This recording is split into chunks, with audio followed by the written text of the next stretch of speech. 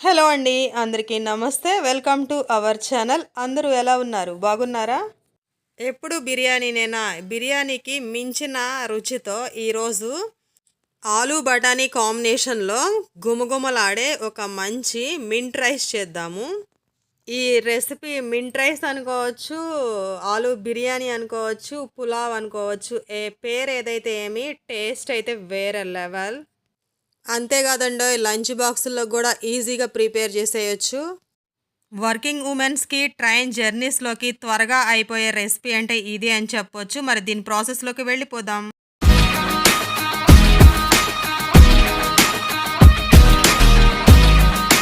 ఈ పుదీనా రైస్ కోసం రైస్ కుక్కర్ కప్పు ఉంటుంది కదా, దాంతో 5 కప్పుల రైస్ తీసుకుంటున్నాను. 2 సార్లు వాష్ చేసి కప్పుకి 2 కప్పులు చొప్పున ఎసరు వేసి, అంటే 5 కప్పులకి 10 కప్పులు కదా ఎసరు, 1 కప్పు తగ్గిస్తాను. 9 కప్పుల ఎసరు వేసి నానబెట్టుకోవాలి ఒక 20 నిమిషాలు.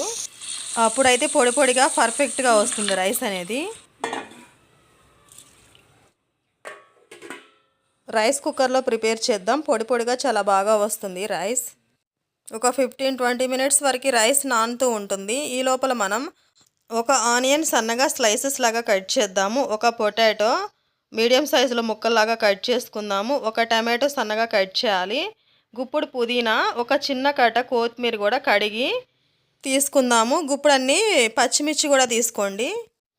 ఇప్పుడు మిక్సీ జార్ తీసుకుని గుప్పుడు పుదీనా ఆకులు, అలానే చిన్న కొత్తిమీర కట్ట, కొంచెం కాడలతో ఉన్నా పర్లేదు, గుప్పుడు పచ్చిమిర్చి కూడా వేసి గ్రైండ్ చేసుకోవాలి కొంచెం కచ్చపచ్చిగా. పచ్చిమిరపకాయలు స్పైస్ని బట్టి తీసుకోండి. మళ్ళీ మనం కారం ఏమి వేయము. ఈ పచ్చిమిర్చి ఇవన్నీ తీసుకున్నవైతే ఈ 5 కప్పులకి కరెక్ట్గా సరిపోయాయి. మనం మార్నింగ్ వంట చేస్తున్నట్లయితే ముందు రోజు నైట్ బఠానీ నానబెట్టేయండి గుప్పుడు. మనం 15 మినిట్స్ ముందు నానబెట్టుకున్న బాస్మతి రైస్ గిన్నెని రైస్ కుక్కర్లో పెట్టేసి ఉడికించుకుందాము. స్విచ్ ఆన్ చేసి కింద బటన్ ఆన్ చేయాలి. బటన్ పైకి వచ్చేంతవరకు కుక్ చేయాలి. అప్పుడు రైస్ పర్ఫెక్ట్గా ఉడికిపోయిద్ది. రైస్ ఉడుకుతూ ఉంటుంది. మనం మసాలా మొత్తం స్టవ్ పైన ఫ్రై చేసేసి వేసేద్దాము రైస్లో. అందుకోసం స్టవ్ వెలిగించి బాండి పెట్టి 1 టేబుల్ స్పూన్ ఆయిల్ వేస్తున్నాను. 1 టేబుల్ స్పూన్ తిక్కుగా ఉన్న నెయ్యి వేస్తున్నాను. కరిగి ఉన్న నెయ్యి అయితే 4 స్పూన్లన్నా వేయండి. నూనె నెయ్యి వేడయ్యాక హోల్ గరం మసాలా వేసి ఫ్రై చేయండి. ఇప్పుడు ఒక బిర్యానీ ఆకు 2 ముక్కల్లాగా చేసి అది కూడా వేయండి. మనం ముందుగా కట్ చేసి పెట్టుకున్న ఆనియన్ స్లైసెస్ అవి కూడా వేసి గోల్డెన్ బ్రౌన్ కలర్ వచ్చేంతవరకు ఫ్రై చేయాలి. ఆనియన్ బాగా ఫ్రై అయితేనే రైస్కి మంచి బిర్యానీ ఫ్లేవర్ వస్తుంది. చూడండి, ఆనియన్ ఈ విధంగా ఫ్రై అయ్యాక ఆనియన్ కొంచెం పక్కగా జరిపేసి 1 టేబుల్ స్పూన్ సాజీరా, 1/2 టేబుల్ స్పూన్ పసుపు కూడా వేసి ఫ్రై చేయండి. ఇప్పుడు 1 టేబుల్ స్పూన్ అల్లం వెల్లుల్లి పేస్ట్ వేసి పచ్చివాసన పోయేంత వరకు ఫ్రై చేయాలి.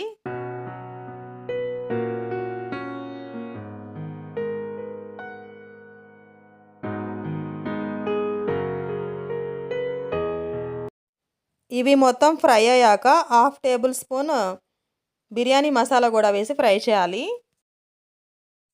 ఇప్పుడు మనం 6 గంటల ముందుగా నానబెట్టుకున్న బఠానీ కూడా వేసి, ఇంకా బంగాళదుంప ఒకటి, టమాటో ఒకటి కట్ చేసాము కదా, అవి కూడా వేసేసి ఫ్రై చేయండి.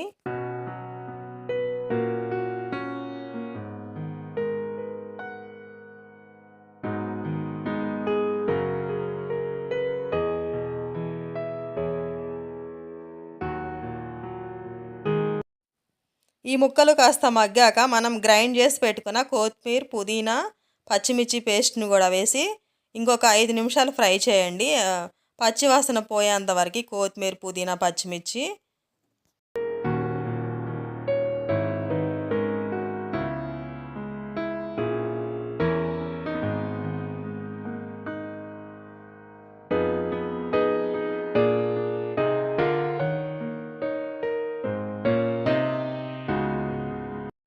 చూడండి, ఈ విధంగా మొత్తం ఫ్రై చేసుకున్నది రైస్లో వేసేసి ఉడికించుకోవడమే. ఈ మసాలా మొత్తం రైస్లో వేసేసి రైస్ని 2-3 సార్లు కలిపేసి టేస్ట్కి సరిపడా కళ్ళుప్పు కూడా వేసి మరొక్కసారి కలిపి మూతపెట్టి బటన్ పైకి వచ్చేంతవరకు ఉడికించుకోవడమే. గుమగుమలాడే పుదీనా రైస్ రెడీ అయిపోతుంది. వేడి వేడిగా సర్వ్ చేసుకుంటే చాలా టేస్టీగా ఉంటుంది. మనకి ఏమి తినబుద్ధి కానప్పుడు జలుబు, దగ్గు ఉన్నా ఈ రైస్ మంచిగా పనిచేస్తుంది.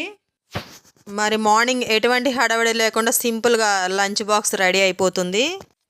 మరి వర్కింగ్ ఉమెన్స్ నైట్ అన్నీ ప్రిపేర్ చేసి పెట్టుకోకపోయినా ఒక్కొక్కసారి మర్చిపోతుంటారు కదా! అలాంటప్పుడు సింపుల్‌గా మార్నింగ్ ఇలా రైస్ కుక్కర్‌లో రైస్ పెట్టేసి, మసాలా అంతా ఫ్రై చేసేసి రైస్‌లో వేసామంటే, ఆ రైస్ ఇంక చూసే పని గూడా ఉండదు. రైస్ ఉడికే లోపలే మనకి వేరే పనులున్నా గూడా చక్కబెట్టేసుకోవచ్చు. చూడండి రైస్ అయితే రెడీ అయిపోయింది. ఘుమఘుమలాడిపోతుంది. చూడటానికి, తినటానికి వారె వాహ్! పిల్లలైతే మంచిగా ఎంజాయ్ చేస్తారు కలర్‌ఫుల్‌గా ఉందని. మరి పిల్లల లంచ్ బాక్స్‌లో అయితే ఒక్క మెతుకు గూడా వదలకుండా పర్ఫెక్ట్‌గా ఖాళీ చేసేస్తారు. అంత బావుంటుంది. అంత టేస్టీగా ఉంటుంది. మరి మీరు గూడా ట్రై చేయండి. అంతేగాదు మెతుకు మెతుకు గూడా అంటుకోవట్లేదు. అంత పొడి పొడిగా పర్ఫెక్ట్‌గా వచ్చింది. మరి మన నోటికి ఏమి తినబుద్ధి కానప్పుడు కొంచెం మనకేదైనా బాలేనప్పుడు గానీ, ఇలా రైస్ చేసుకున్నామంటే ఈజీగా మంచిగా నోటికి వెళ్తుంది. అందులో ఉన్న అరోమా అంతా మన దగ్గు, జలుబులు తగ్గడానికి గూడా చాలా మంచిగా పనిజేస్తాయి. ఈ వర్షాకాలం అయితే అప్పుడప్పుడు చేయాల్సిన రెసిపీనే. అంత బావుంది. మరి మీరేమంటారో మీ అమూల్యమైన ఫీడ్‌బ్యాక్‌ని కామెంట్ రూపంలో తెలియజేయండి. మరి ఈ వీడియో మీకు నచ్చిందనుకుంటున్నాను. Please like, share and subscribe. Thank you for watching.